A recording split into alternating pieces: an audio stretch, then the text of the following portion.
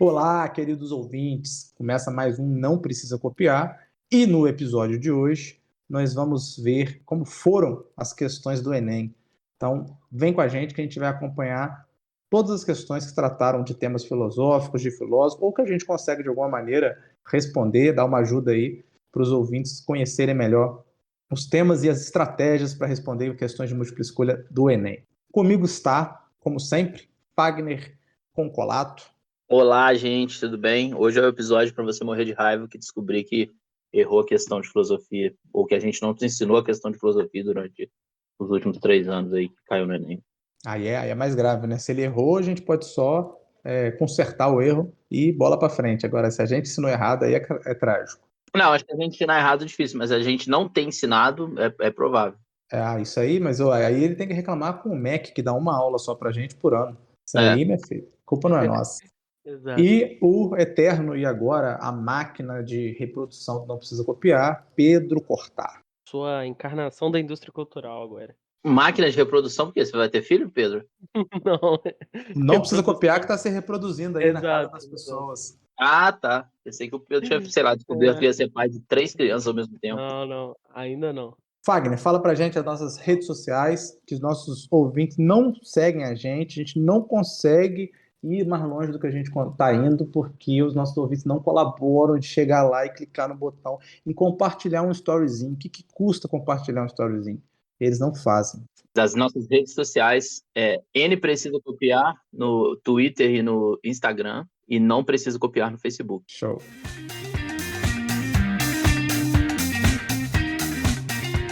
Senhores, que tipo de informação, que tipo de dica vocês dão para os alunos para fazer a prova do Enem? Coisas gerais, assim, que funcionam para qualquer questão de prova, ou até mesmo certos hábitos que você pode ter na prova para ajudar os alunos. O que vocês falam para eles? Eu sempre falo para ler a questão de um jeito, assim, nunca marcar que você já sabe qual é a resposta certa, tá ligado? Então, tipo assim, você leu a A, você fala assim, a A é a certa. Aí você já fala para si mesmo, a certa é a A. E depois vai ler as outras, e aí você já, tipo assim, fica caçando problema nas outras, entendeu? Eu sempre falo para assim, olha, quando você achar uma resposta que pode ser a certa, já não fala para você mesmo que ela é a certa. Fala para você mesmo que talvez seja ela. Não dá certeza absoluta, não, porque senão a sua leitura das outras alternativas vai ser enviesada procurando defeito e já vai ser lendo elas com má vontade, entendeu? Então vai sempre no talvez para você ter uma leitura mais imparcial das alternativas que aparecem abaixo da que você talvez achou correta. É a primeira dica que eu dou. E a segunda dica que eu dou é para esquecer que existe a parada de pegadinha. Porque é muito mais provável você errar uma questão que você achou que era uma pegadinha e não ser, do que o contrário. Do que ser realmente uma pegadinha e você ter sido o gênio que descobriu a pegadinha, tá ligado? Então, se a parada parece muito óbvio, provavelmente é aquela resposta mesmo. Fala aí, Pedro. Olha, eu acho que duas coisas são essenciais fazendo uma prova igual ao Enem. Primeiro, economia do tempo. É muito comum ver, ano após ano, excelentes alunos que estudaram o ano todo e não conseguiram fazer a prova.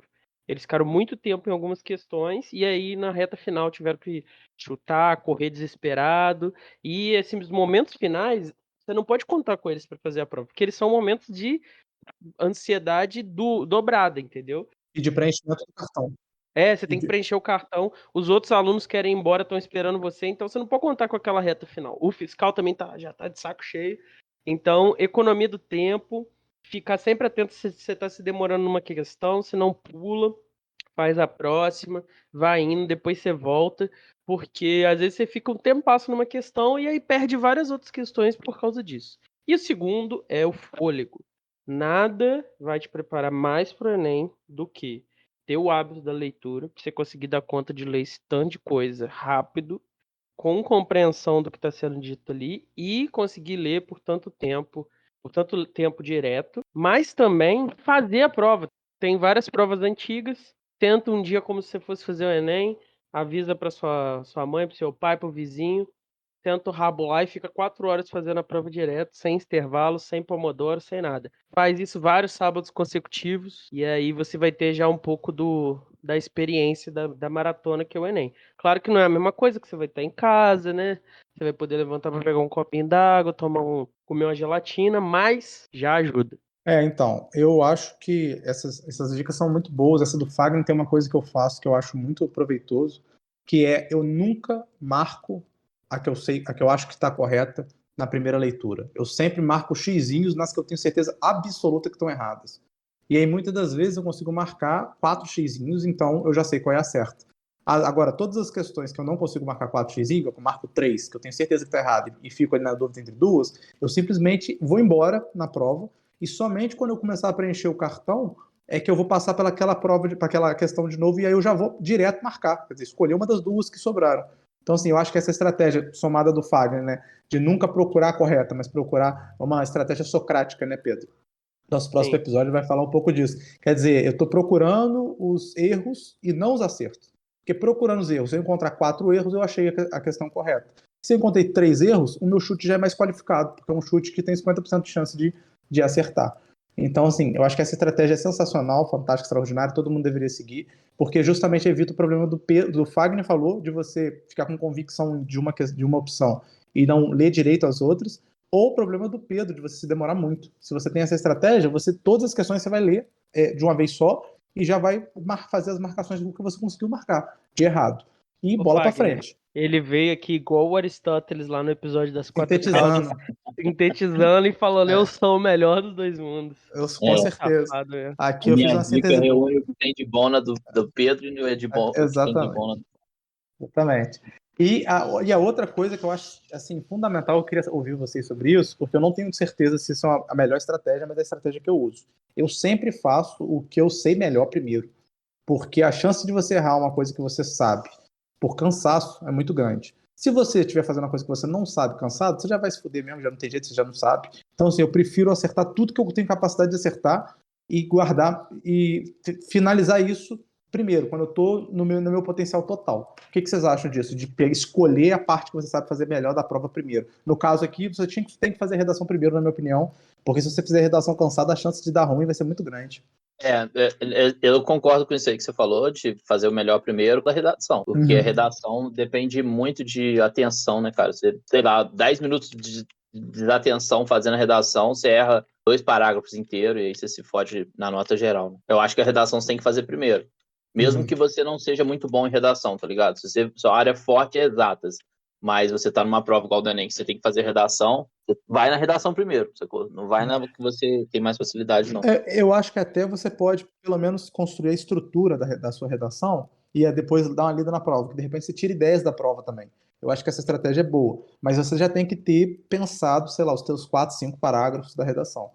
Com certeza. Uma outra dica que eu ia dar, que eu já vi muito aluno comentar que faz, e é uma parada até meio idiota, mas eu já vi gente realmente fazendo, que é não se incomodar se o seu gabarito der 5 As em sequência, tá ligado? Já vi muito aluno falando assim, pô, professor, isso aqui eu coloquei, mas estava 3C em sequência. A questão 48, a 49, a 50 era C, eu pensei, pô, a 51 não vai ser C também. E aí trocou, tá ligado? Só que aí nessas 3 em sequência, uma ele errou, não era C mesmo, e aí não ficaria no gabarito. E mesmo assim, nada impede que o gabarito tenha 10 questões em sequência com a mesma letra. Pô, pode ser uma coincidência incrível, mas você não deve nunca mudar o gabarito por conta de uma questão estética na hora de preencher, tá ligado?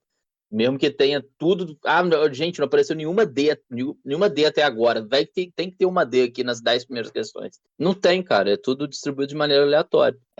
E se você mudar, você pode desmarcar uma que você iria acertar, que seria realmente aquela letra da sequência, e marcar outra só para não ficar estranho no seu olhar, no gabarito. Eu já vi muito aluno comentar que errou prova, alguma questão específica por causa disso. Show de bola. Então, tocando barco, vamos começar a leitura das questões.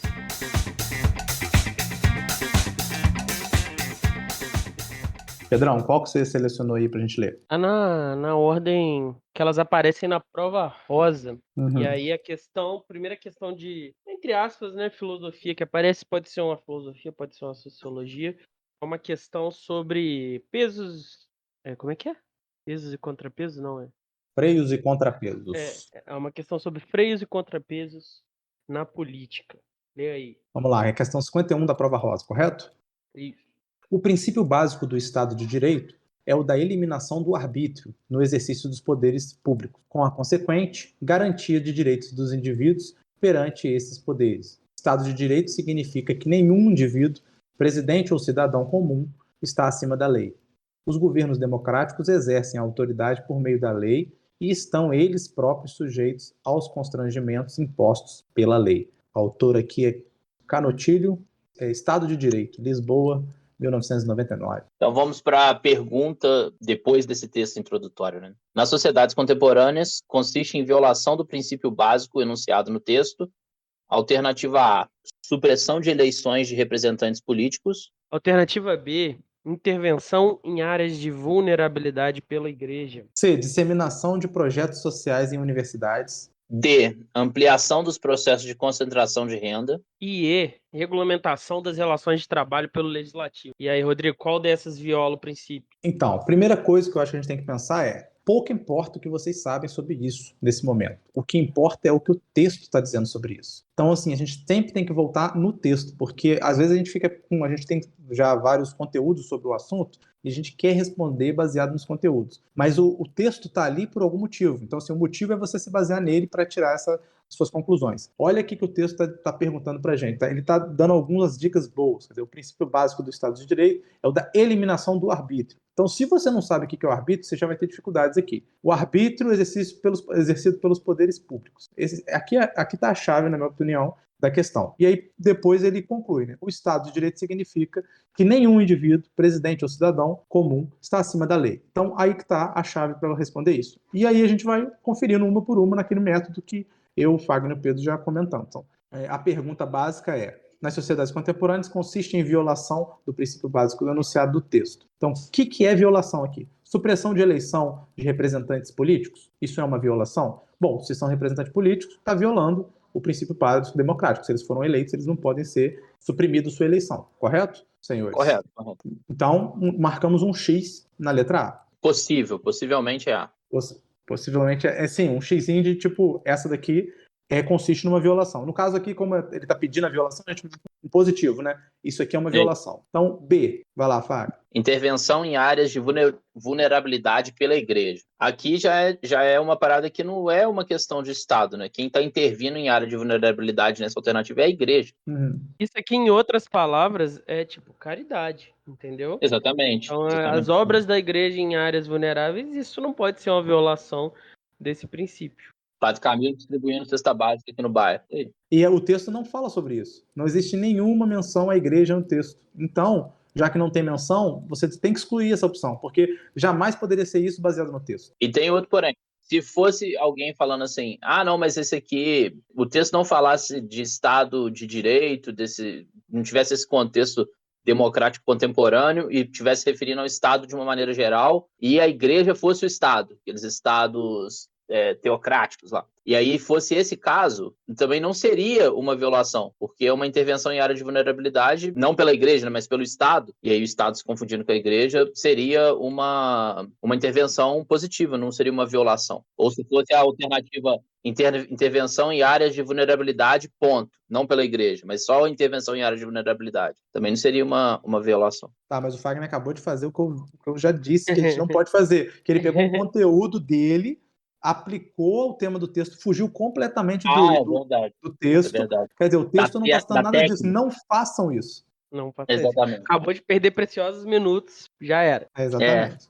Vai lá, Pedro. Você. Disseminação de projetos sociais em universidades. Não, a universidade, inclusive, é repleta de projetos sociais e isso não afeta em nada os contrapesos e volta ao ponto, não importa isso. Não tem universidade no texto. Nem aí para se a universidade faz ou não faz. Não está no texto. Não sigam por esse caminho. A universidade não está no texto, né? Mas o governo está e a universidade é, de certa forma, coisa do Poder Executivo. Mas o ponto é, mesmo que a gente considerasse universidade como sinônimo de poderes do Estado, não faria diferença disseminar projetos sociais. D. Ampliação dos processos de concentração de renda. É uma pauta econômica, também não afeta isso. E ele tem... Eu ia falar de novo um conhecimento prévio, que não faz sentido, e o Rodrigo me meteu o fundo de novo. Fala aí, que aí já fica de erro pro aluno compreender. Não, ele já errou assim uma vez. Toca o barco. Vai lá, quem vai agora no erro? Vai, Fagner. Regulamentação das relações de trabalho pelo Legislativo. Não, isso é absolutamente correto, né? É exatamente isso que o Legislativo faz, a CLT passou pelo Legislativo, então, A reforma trabalhista passou pelo Legislativo, tudo. como é uma relação normal do regime democrático, obviamente isso não pode ser uma violação, e aí sobrou pra gente só aquela primeira letra A, né? Que é justamente a supressão das eleições. Questão 54. O leproso é visto dentro de uma prática da rejeição do exílio cerca, deixa-se que se perca lá dentro como numa massa que não tem muita importância diferenciar. Os pestilentos são considerados num policiamento tático meticuloso, onde as diferenciações individuais são os efeitos limitantes de um poder que se multiplica, se articula e se subdivide. O grande fechamento, por um lado, o bom treinamento, por outro. A lepra e sua divisão, a peste e seus recortes. Uma é marcada, a outra analisada e repartida. O exílio do leproso e a prisão da peste não trazem consigo o mesmo sonho político. Michel Foucault, Vigiar e Punir, Nascimento da Prisão, editora Voz, de 87. Aí vem a pergunta. O cara foi a BNT O Rodrigo só comentou quem era o autor e o Wagner falou. É o fim. É mesmo, né? Pode cortar. Não, foi maneiro, eu gostei. A pergunta, depois desse texto introdutório do Foucault. Os modelos autoritários descritos no texto apontam para um sistema de controle que se baseia no... Letra A. Formação da sociedade disciplinar. Aqui a gente tem uma palavrinha importante, né? Disciplinar. A parada toda do episódio do Foucault era isso, né? Como é que a gente tem essas interfaces entre hospital, prisão, escola. Aí eu vou dar uma chamada no Pedro agora. Ele voou lá para a teoria do Foucault. Quero saber no episódio aqui onde que está disciplinar, Pedro, ou algo que lembre disciplinar. Olha Onde ali, tá no ó, texto. policiamento tático, meticuloso, diferenciações individuais, efeitos limitantes. Então, assim, é isso que você tem que procurar. Articula e subdivide. Tá aqui a questão disciplinar. Se é isso, não sei. A questão é que a gente pode ler um pouco de disciplinar no texto. O cara quer que o nosso aluno não estude filosofia, Fagner, antes de fazer a prova. Eu quero que o Ele nosso tem que aluno chegar na prova sem ter a ouvido questão do um Enem. episódio, não precisa copiar. Pode ouvir Ele o tem que episódio. chegar lá Ele só não e pode descolar do texto. só na iluminação e na leitura ele vai ter que responder. Vocês dois estão dois psicóticos, estão descolando da realidade que é o texto. Estamos estudando de graça. Tô com você nessa aí. Eu acho que tem que focar no texto mesmo, né? Porque, cara, eu não sei se é o caso do Foucault, sacou? Mas tem muito filósofo que, por exemplo, faz de uma parte da sua obra uma crítica, uma análise da sociedade e depois uma proposta, sabe? Se a gente fica focando no conhecimento prévio, a gente pode cair no erro de confundir a crítica com a proposta e aí na hora você não lembrar qual que é qual, tá ligado? Mas aí, se você focar no texto, você vai conseguir identificar com muito mais precisão o que está fazendo da crítica ou da proposta. Se a gente tiver que tomar esporro por explicar filosofia nesse podcast, eu vou aposentar meu fone aqui, eu vou pendurar. Que é isso, cara? Como é que você tá junto com esse cara nessa? Você não tá comigo, Pedro? Fiquei surpreso agora. Eu tô com você, a gente tem que olhar o texto, mas assim, a gente também tem que fazer uma ponte com o que a gente aprendeu. Mas isso eu sou a favor, eu não tô contra isso, não. Tô contra você já partir de falar assim, ó, antes de olhar no texto, falar assim, então, você lembra do nosso episódio de Foucault? Sobre isso, assim, aquilo outro? Não, peraí, vamos ver no texto como que eu encontro o episódio de Foucault no texto. Esse que é o ponto. O cara interrompeu no meio da minha fala e aí tá aí me anunciando. Desculpa. Vai, lá. B, vai pra B. Acharam já a sociedade disciplinar, vai pra B. Flexibilização do regramento social. Eu acho que o texto aponta o contrário de flexibilização, né? É um enrijecimento do regramento social que está descrito no texto. E aí, Pedro? Onde no texto está o enrijecimento? Quando ele fala que da prática da rejeição... Se não está no texto, não existe. Ai, meu Deus. Efeitos limitantes de um poder que se multiplica, articula e subdivide. Agora sim. Fechamento por um lado, lepra e O sua exílio divisão. do leproso é a prisão da peste. O exílio do leproso é o termo. A prisão da peste também é o termo. Não está falando de flexibilização do regulamento social. Perfeito, agora sim, está no texto. Sim, Pedro Cortar. Banimento da autoridade repressora. Como a gente pode ver em várias menções aqui, que até foram citadas pelos colegas no B, a autoridade repressora, na figura da prisão, na figura de efeitos limitantes, ela, na verdade, vai crescer. Ela não vai ser banida, não vai ser recusada. Ela vai aumentar. Ela se tornou hegemônica, né? Eu acho que esse que é o ponto. E aí sim a gente pode ir lá na teoria do Foucault, né? O problema é justamente isso. É a hegemonia dessa autoridade disciplinar, repressora, e não o banimento dela. Eu acho que ir lá no episódio é Muito muito bom. longe. É Não muito tem ousado. como. Muito... É muito ousado. Vamos ficar no texto aqui. Boa. Ouvinte, você, na verdade, você nem precisa, você entrando na faculdade de Sociais de Filosofia, você nem precisa ler Foucault. Você vai recortar essa questão aqui, E vai levar. colar ela no seu Isso aí. caderno, e É você mesmo. vai É fazer porque eu 6 tô anos de ensinando aqui, faculdade porque esse em episódio é cima sobre desse graduação, trechinho né? Não é só. sobre a porra do Enem, né? Acertar a questão Tá do bom, Enem. Gordes. Continua aí. Vai lá. Letra D. Condenação da degradação humana. E isso aí pesou, hein? Ele está condenando a degradação humana? A degradação em que sentido? Moral? Essa daqui. Eu tava falando naquele meu ponto do começo lá.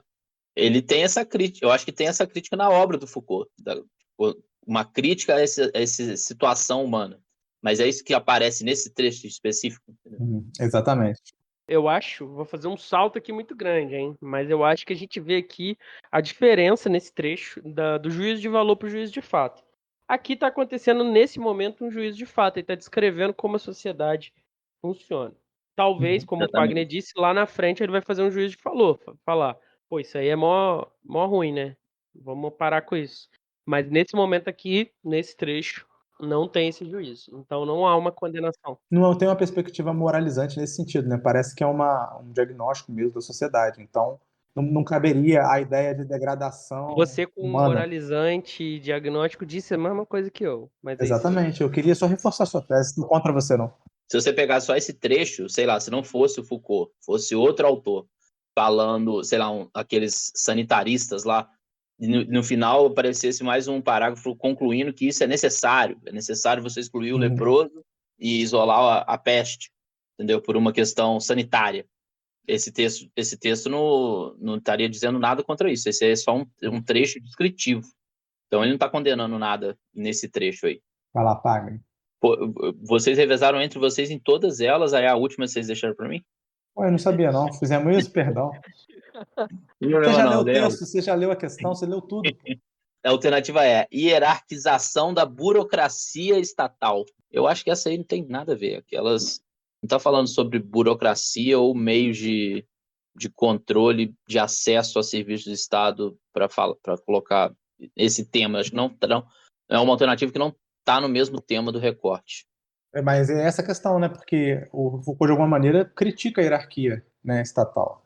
Sim, mas não nesse Mas trecho. exatamente, esse é o ponto. É porque muita gente vai ler isso aqui e vai falar, porra, Foucault faz muito isso, vou meter nisso aqui. Mas é o problema que a gente está discutindo, né? Dá para concluir do texto a crítica de Foucault sobre a hierarquização da burocracia estatal? Até dá para concluir, mas a gente estaria dando um salto para fora do texto, que é o problema. Exatamente. E essa alternativa tem escrito ali, né? Descritos no texto. Os modelos autoritários descritos no texto apontam para um sistema de controle que se baseia. Aí só restou para a gente a alternativa A mesmo. Fechou? A de amor. Fechou. A de amor.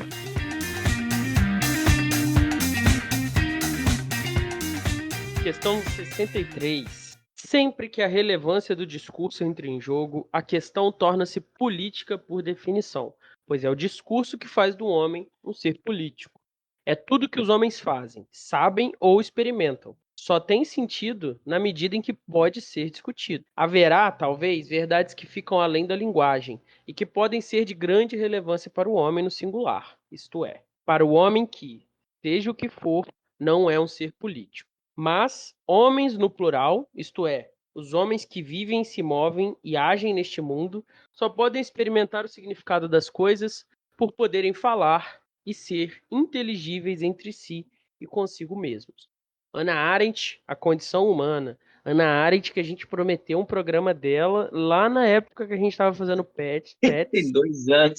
2 anos, um programa da única filósofa que a gente conhece, porque tem outras que a gente desconhece, e até hoje a gente não cumpriu. Aqui, comentário rápido sobre o texto. Sim, eu acho que a gente pode tirar uma conclusão que é uma exaltação da linguagem, né? Do ser humano como ser linguístico que se comunica. Então, assim, a Não gente pode... da linguagem estritamente, porque, por exemplo, a matemática pode ser considerada uma linguagem, a programação uma linguagem, mas da capacidade comunicativa da linguagem, né? Na construção dessa intersubjetividade, que é E da essa dimensão política, né?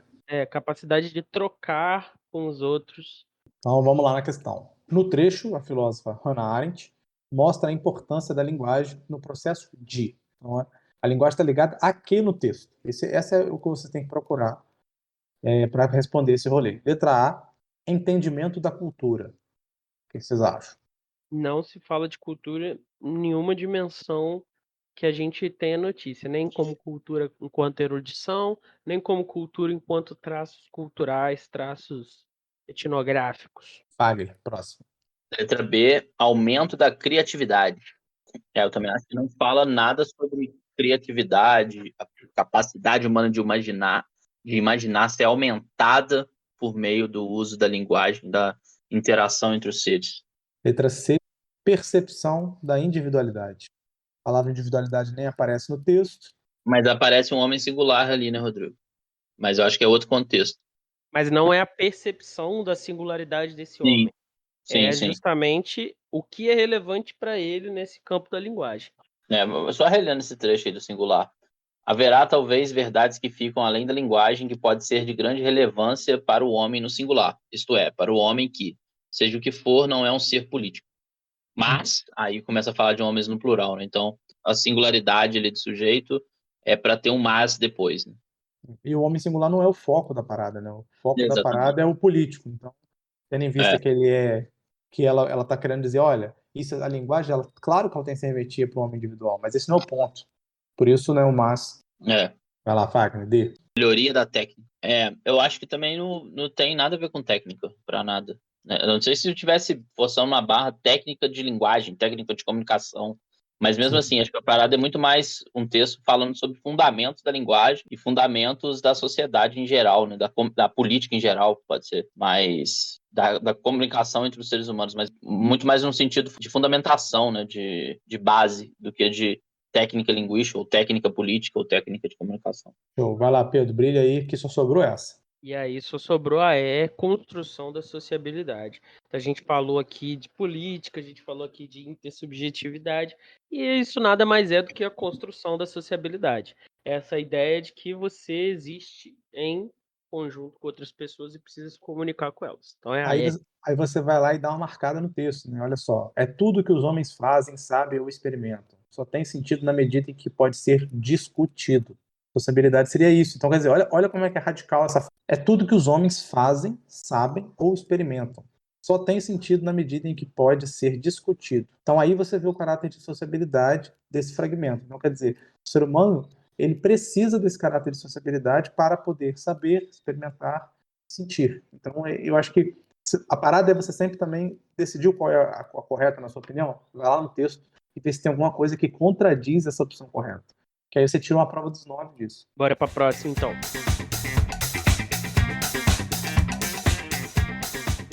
Finalmente saímos da contemporânea. E vamos para a antiga. Para Platão, para Aristóteles, que são os famosos? Não, para Empédocles. Empédocles. Mas, ó, o ouvinte que ouviu o episódio, eu sei que não pode citar episódios, não precisa copiar, mas a gente falou de Empédocles aqui no episódio das 4 causas. Falamos? Nem lembro. Falou.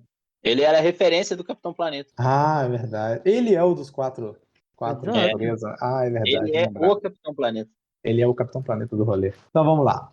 Empédocles estabelece 4 elementos corporais: fogo, ar, água e terra. São eternos e que mudam, aumentando e diminuindo mediante mistura e separação. Mas os princípios propriamente ditos, pelos quais aqueles são movidos, são o amor e o ódio, pois é preciso que os elementos permaneçam alternadamente em movimento, sendo ora misturados pelo amor, ora separados pelo ódio. Simplício Física, os pré-socráticos. Nova Cultura. O texto expõe uma reflexão sobre o entendimento de Empédocles acerca da arqué, uma preocupação típica do pensamento pré-socrático, porque, então, ele está querendo saber, vocês concordam comigo, o problema da filosofia pré-socrática é o problema da arqué. Exato. Mas eu acho que esse aí já está exigindo conhecimento fora do texto. Vamos ver. Então, vou começar a letra A. Exalta a investigação filosófica. Não falou nada sobre metodologia filosófica, ele só descreveu o que pensa em Empédocles. Concordam? E o elemento-chave é o entendimento, a reflexão sobre o entendimento da arqué. Então, o princípio da natureza, certo? Então, isso... Bom, eu concordo que o texto não fala sobre isso, mas a pergunta é uma preocupação típica do pensamento pré-socrático. Tá, mas exaltação à investigação filosófica, isso daí serve para qualquer pensamento de qualquer filósofo. Exatamente. É uma preocupação de qualquer filósofo, exatamente. Mas eu acho que não dá para descartar justamente por causa disso. Ô Fagner, ignora o termo arqué, mas a discussão sobre o entendimento do princípio da natureza, ela não é exclusiva da filosofia. Em termos de razão, ela é exclusiva da filosofia. Mas ela foi feita já. Polêmico. Vai lá, Pedro, B. Transcende ao mundo sensível. Olha, essa aqui é uma questão complicada, né? Porque amor e ódio são explicações metafóricas para coisas que são internas da realidade sensível. Os átomos se juntam e se dissolvem e as pessoas conseguiam ver isso. Não é uma transcendência do mundo sensível, é uma tentativa de explicação do mundo sensível, não transcender. É isso que eu estou falando. E aí, a ideia que você, lendo isso, você pode achar, beleza, eles estão falando de amor e ódio, é porque transcende o mundo sensível. Mas não, ele só está usando uma linguagem para explicar o mundo sensível. Ouvintes, deu volta para nada. Ouvinte, tá ali, ó, marcado, 4 elementos corporais. Fim da história. Não tem nada transcendente, é mundo sensível pra caralho. B tá fora já do rolê. C, evoca a discussão cosmogônica. Cara, eu acho que essa pode ser também.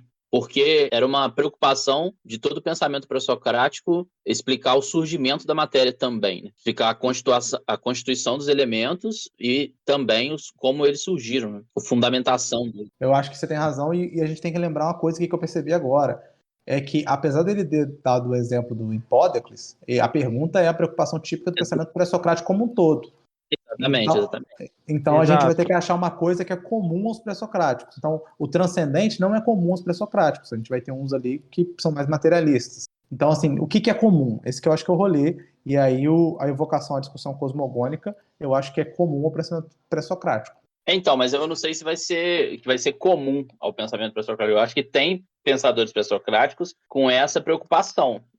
Não sei, talvez Eu seja acho que é comum porque o tema da arqué está presente em todos, né? Acho que seria em todos, pode ser. Fica aí em suspensão. A B a gente mandou embora, não mandou a B? A gente quase mandou embora porque assim, a A é extremamente genérica, né? Ela podia ser qualquer texto ali em cima, qualquer período da história da filosofia que a A estaria valendo. Menos o Wittgenstein, sei lá. Mas o restante... Então vamos nós. D, fundamenta as paixões humanas. Tá? Isso aí tá totalmente fora, né? Isso aí é a questão pegadinha, porque como falou em amor e ódio, eles colocam isso daí. Mas o amor e ódio aqui está correlacionado, né, à interação dos... Exatamente. Então acho que a gente pode ir mandar embora. É só lembrar daquela parada lá da segunda navegação, né? Isso aí vai falar só o Sócrates vai começar a falar de paixões humanas. E o Pedro? A gente começou dando esporro porque o cara estava evocando conhecimentos relacionados à questão, fora da questão, e o cara meteu um Sócrates aqui, segunda navegação. Porra, cara. O Gorgias mesmo, cara. A gente explicou no começo da questão que essa questão vai além do texto. As outras... A gente explicou não, camarada. Você explicou, mas eu achei que a regra era que não podia ir além da questão. Quando a questão corresponde à explicação mitológica. Bom, pelo contrário, ele não fala nada de mito aqui, né? No sentido de que não se conta uma história que não é correspondente a ela, já que está usando um outro princípio para fazer essa investigação, essa revelação que o mito traz. Deveria ser concorre, né, com a explicação mitológica, porque justamente o pessoal da Arqué quer dar uma explicação diferente. E como o texto não trata disso, tá fora, eu marcava com gosto ali a C. C de CC. Eu marcaria a C, mas eu olhei o gabarito aqui, no gabarito extraoficial tá marcando canhado. Então, vamos ver aí. No gabarito extraoficial? Que gabarito é esse? Tá no site da Globo.com. Cara, você já viu o gabarito extraoficial do Não Precisa Copiar no Instagram? Eu vou ver aqui pra você. Oi, você fez um gabarito extraoficial sem conversar com a gente, Pedro Quartar. Cara, e o gabarito extraoficial do Não Precisa Copiar diz que a resposta certa é C. E as outras duas também, você concordou com o gabarito? A gente concordou com o gabarito do Não Precisa Copiar? 100% concordado, senão eu teria feito um... O gabarito extraoficial do jornal Globo marca C. É só o do Globo. Vamos ver nos próximos episódios quem tá certo. O Globo ou o @N Precisa Copiar. Então, ouvinte, olha só. Primeiro, já tô te falando como é que é o recurso. Se você marcou a C, deu que é a A, você vai falar, olha só, exaltação e investigação filosófica caracteriza qualquer momento histórico da filosofia e não especificamente típica. Olha só, a preocupação típica do pensamento pré-socrático. Então, a exaltação de investigação filosófica não é típica do pensamento pré-socrático. Típica e específica. Fica aí a dica. Perfeito. Eu sou justificativo, Rodrigo. Bora pra próxima.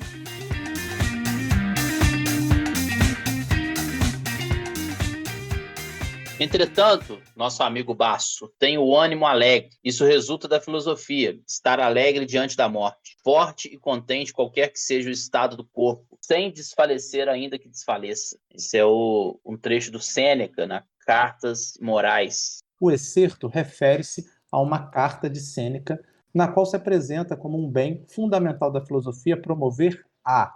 Então, a filosofia promove alguma coisa. O que ela promove? Vamos voltar no texto. Nosso amigo Basso tem um ânimo alegre, isso resulta da filosofia. Então, já sabemos aí o que ela fomenta, ânimo alegre. Então, em que sentido o ânimo alegre? Até diante da morte ela traz um ânimo alegre. Ou seja, pensa na chave contrária. Ele não fica triste diante da morte. Exatamente. E mesmo quando o teu corpo está lá desfalecendo, você não desfalece. Você quem? Você, esse ânimo alegre, seu espírito, sua alma. Aí eu já vou para longe do texto, mas esse é o sentido.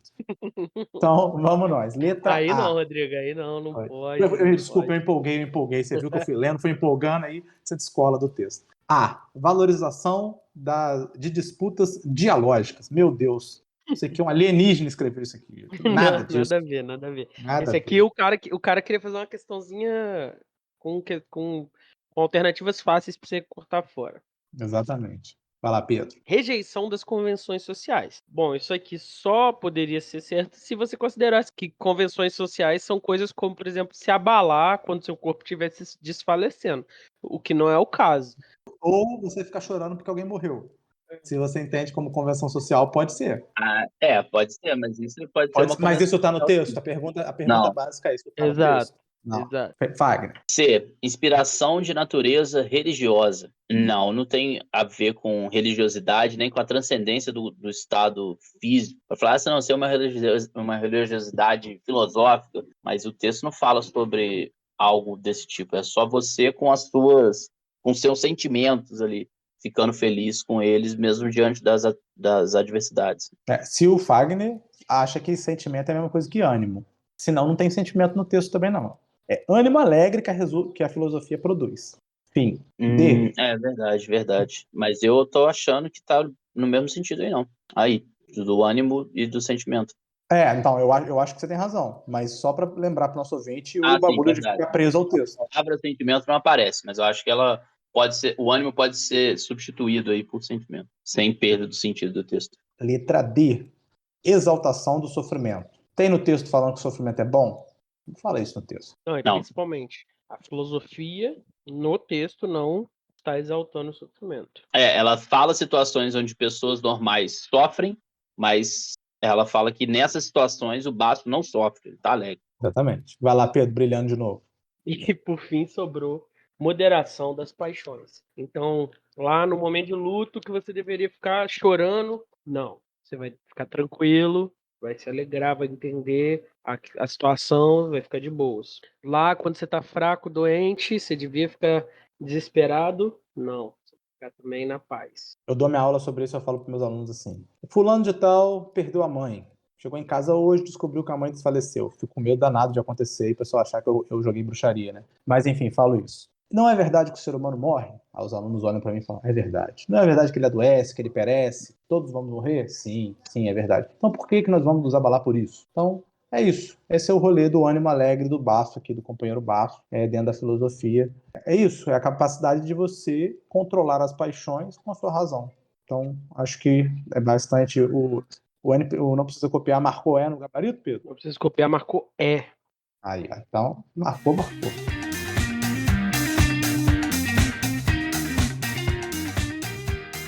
Questão 80, texto 1. Uma filosofia da percepção que queira reaprender a ver o mundo restituirá a pintura e as artes em geral seu lugar verdadeiro. Merleau-Ponty, texto 2. Os grandes autores de cinema nos parecem confrontáveis não apenas com pintores, arquitetos, músicos, mas também com pensadores. Eles pensam com imagem em vez de conceitos. Deleuze. Já dá para tirar uma conclusão. Ambos estão exaltando as artes. correto? E o Então, caráter é o elemento estético da experiência aí, da realidade. E no segundo texto é ainda mais agressivo, porque ele coloca no mesmo ponto, né? Ele fala assim, eles são pensadores como qualquer outro, né? São pensadores, só que pensam através de imagens. Exato. Uma valorização da arte, de maneira geral, frente às outras formas de atividade humana, no ciência, filosofia, religião.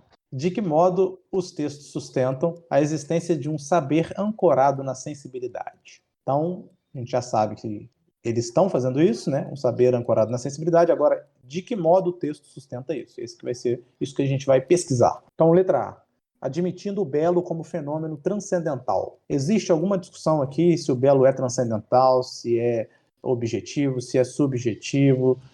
Existe alguma coisa sobre isso nesse texto? Não existe. Então, o belo nem aparece. Parece só estética como de maneira geral. Então, fora. Vai lá, Fagner. Reafirmando a vivência estética como juízo de gosto. Eu acho que também não tem nada a ver isso, não. Porque nas duas afirmações, eles falam sobre a estética como uma experiência que estimula o pensamento, etc. Que é uma capacidade de analisar o mundo a partir dela, mas não está falando sobre esse fundamento da estética como um juízo de gosto. Sim. Aqui, para quem não sabe, o juízo de gosto é uma perspectiva específica, né, da estética kantiana. E, então, assim, como o texto nem são fragmentos de Kant, não faria o menor sentido ser essa, porque também não está falando disso. Vai lá, Pedrão. C. Considerar o olhar como experiência do conhecimento. Bom, os dois textos falam do caráter estético, né, dessa capacidade de reaprender a ver o mundo e o papel da pintura e das artes. Então, estética, o que está ligado à estética? Aos sentidos, e um dos sentidos destacados no texto 1, ver. E o texto 2, ele coloca no mesmo patamar o cinema, que é uma coisa que você vê, é claro que você ouve também, mas prioritariamente, né? É um audiovisual, então tá o elemento visual lá, e pintores, que tá aí trazendo esse elemento estético junto com arquitetos e músicos, mais uma vez trabalhando o caráter das imagens. Eles pensam com imagens, então o olhar como experiência de conhecimento. O C fica aí sem descarte, então. A e B foram descartados, C aí se mantém firme, por enquanto. Letra D. Apontando as formas de expressão como auxiliares da razão. Tem algo no texto que fala em auxiliar, não fala isso. A primeira fala só em restituir, então nada está auxiliando. E a segunda fala em pensam com imagens, que os autores de cinema eles devem ser confrontáveis com esses outros artistas, então de forma nenhuma há uma submissão da experiência estética à razão, pelo menos não no fragmento. Eu rejeitaria o D. Wagner. Alternativa E. Estabelecendo a inteligência como implicação das representações. Nem entendi essa frase, para ser sincero. Eu acho que é o seguinte, essa frase está querendo dizer que qualquer representação teria implícito naquela representação a inteligência, como se fosse impossível desvincular representação de inteligência, entendeu? Está inventando Essa é a palavra frase. para mim. Mas eu acho que essa ideia não está no texto. Essa ideia não está no texto. Oi? Está inventando palavra. É isso. Última questão. Então, eu só quero saber o seguinte, o Gabarito Não Precisa Copiar concorda com a gente? Concorda plenamente. Show de bola. Que é a alternativa C? Exato.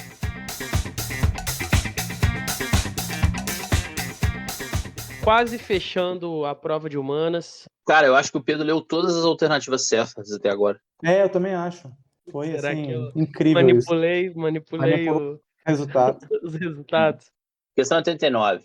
Advento da polis, nascimento da filosofia. Entre as duas ordens de fenômenos, os vínculos são demasiado estreitos para que pensamento racional não apareça, em suas origens, solidário das estruturas sociais e mentais próprias da cidade grega. Assim, recolocada na história, a filosofia despoja-se desse caráter de revelação absoluta que às vezes lhe foi atribuído, saudando, na jovem ciência dos jônios, a razão intemporal que vem encarnar-se no tempo. A escola de Mileto não viu nascer a razão, ela construiu uma razão, uma primeira forma de racionalidade. Essa razão grega não é a razão experimental da ciência contemporânea. Vernon, Origens do Pensamento Grego, Rio de Janeiro, de Fel, 2002. Vínculos entre os fenômenos indicados no trecho foram fortalecidos pelo surgimento de uma categoria de pensadores. A saber, então, quais fenômenos foram indicados? Tá aqui no comecinho da questão. O advento da polis, vírgula, nascimento da filosofia entre as duas ordens de fenômenos. Então, o surgimento de qual pensador fortaleceu o vínculo entre o nascimento da filosofia e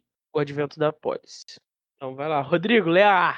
Os epicuristas envolvidos com o ideal de vida feliz. Então, questão A, os epicuristas eles têm envolvimento de fato com o ideal de vida feliz. A pergunta é: O vínculo entre o nascimento da filosofia e a polis. Os epicuristas e os estoicos, já vou entrar aqui na B, eles são escolas que elas tiveram o seu apogeu no período de declínio da polis. Então, elas teriam uma interessante. relação inversa. Entendi. Então, eles querem a categoria de filósofos que surgiu no fortalecimento da polis e no surgimento da filosofia ao mesmo tempo. Seria isso, né? Isso. Entendi. Não, tranquilo. Então, o epicurista não pode ser por isso que o Pedro acabou de narrar, né?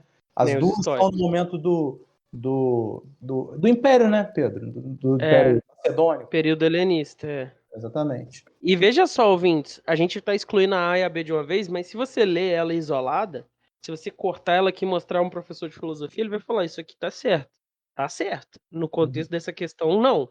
Mas essas Sim. duas frases estão certas. Sim, a correlação entre o que pensam os epicuristas, né? E a E o correlação entre complemento da frase. exatamente. Fagner, C. C. Os sofistas, comprometidos com o ensino da retórica. Então, os sofistas e o ensino da retórica é algo que foi supervalorizado justamente na polis, porque é na polis que tinha essa questão de ser o lugar da discussão, da resolução das coisas, dos conflitos através do diálogo, da superação das mazelas violentas, sei lá. Estou correto? Pedro, especialista em história grega. Eu não sou especialista em história grega, não, mas acredito que está correto. Foi com o surgimento das polis e dos fóruns pelos quais os discursos passaram a ser valorizados, especialmente na democracia, que o papel dos sofistas, enquanto professores de retórica e ensinadores de escrever discursos, foi ganhando notoriedade. E é também aí que vai se fortalecer, em oposição aos sofistas, o movimento filosófico, que vai abandonar aquela empreitada clássica lá do Empédocles, que a gente viu umas questões para trás, para começar a adentrar nas questões morais, nas questões da possibilidade do conhecimento e todas as coisas que a gente vai vendo na história da filosofia posterior. E assim como, não sei se vocês são como eu, né, diferente de Dani Brinatti, que coloca os sofistas aí no hall de grandes mentes, olha a questão que interessante, ela fala categoria de pensadores e não categoria de filósofos, porque na minha opinião, se tivesse de filósofo, não poderia ser a C, porque o sofista não é filósofo. Só se a Dani tivesse escrito essa questão. Se a Dani tivesse escrito essa questão. Mas como colocou pensadores, eu abro aí a concessão. Acho que eles podem entrar como pensadores. E aí essa C fica sendo como uma possibilidade, tendo em vista que A e B já foram rechaçadas. Então, D, os peripatéticos empenhados na dinâmica do ensino. Novamente, o Aristóteles ele estudou com Platão na polis, como a gente conhece. Mas o auge do pensamento do Aristóteles também foi junto ali do desenvolvimento do Império do Alexandre. Então, os peripatéticos estariam nesse elemento, só que também essa dinâmica do ensino peripatético não me parece relevante para a polis. E a última é, Rodrigo. Poetas rapsodos responsáveis pela narrativa do mito. Então, eu acho que essa é a única questão que a gente viu que depende de um conhecimento, um conteúdo prévio. Porque realmente não dá para tirar, a partir do texto, essa resposta. Vocês concordam com isso? Não. Eu concordo. Eu acho que aquela outra também, que a gente viu antes, também tinha um pouco disso já. Aquela dos pré-socráticos, do Empédocles. Mas essa aí, com certeza, não dá para você... Eu acho que com dedução, a dos pré-socráticos, você consegue ir excluindo uma por uma a partir do texto. Mas essa daqui, realmente, você precisa de um conteúdo histórico mesmo desse período para entender. Porque, por exemplo, nós excluímos várias das questões por conta de... A gente sabe ao apogeu e declínio da polis grega. Então, assim, entendeu? Eu acho que depende bastante da história, nesse caso. Eu acho que você está lendo essas questões com o viés do vitorioso. Na minha opinião, o rolê todo é o seguinte: todas essas questões, elas precisavam de algum conhecimento, sim.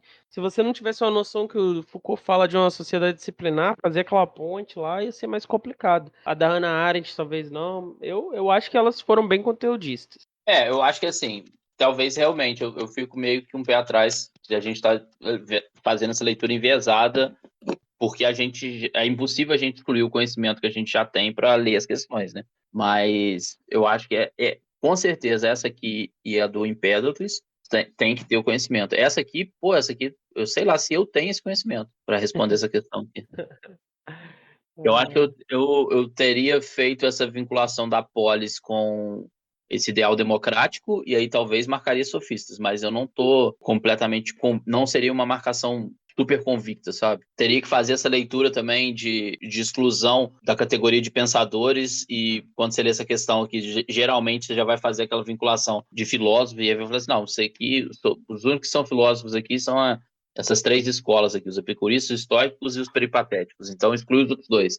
Para fazer essa linha de raciocínio também, pouco custa, sabe? E errar a questão por conta disso, né? Mais algum comentário sobre a prova, gente? Eu só queria notar que não teve Kant, não teve Descartes, 2 figurinhas carimbadas, e basicamente não teve nenhuma filosofia que não foi antiga e contemporânea. Mas mesmo dentro da filosofia antiga, não teve Platão, que é outra figurinha carimbada também.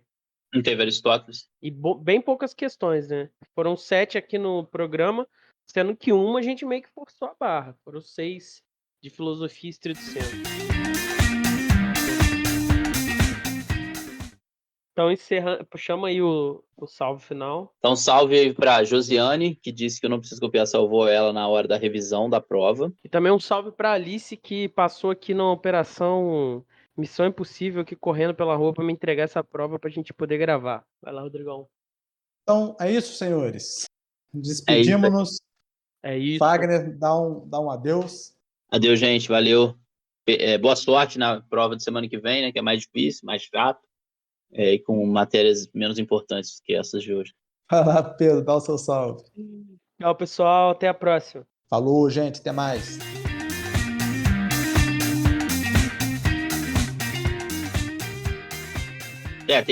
Teve uma outra também que falava sobre racismo estrutural, que é uma coisa que eu já falei em aula, mas eu acho que muito mais por, sei lá, motivação política do que por... Olha aí, o Fagner confessa estar doutrinando os jovens na sala de aula. Pode ser, né? Pode ser essa confissão aí, gente. Doutrinando os meus alunos a não serem racistas. Pra deixar bem claro, tá, Pedro? O Pedro não doutrina os alunos dele para ser racista. Ele acha que ser racista tá de boa. Pode ser, gente. Se você é aluno do Pedro, o Pedro não tira ponto. Se você fizer isso. Claro que não. Eu não tenho nem que doutrinar, porque meus alunos não são racistas. A maioria Mas deles. se um dia aparecer se um dia um aluno ficar fazendo piadinha racista lá na sua aula, você vai ficar você vai falar, não. Nunca aconteceu, mas se o aluno fizer piadinha racista, eu vou claramente responder ele.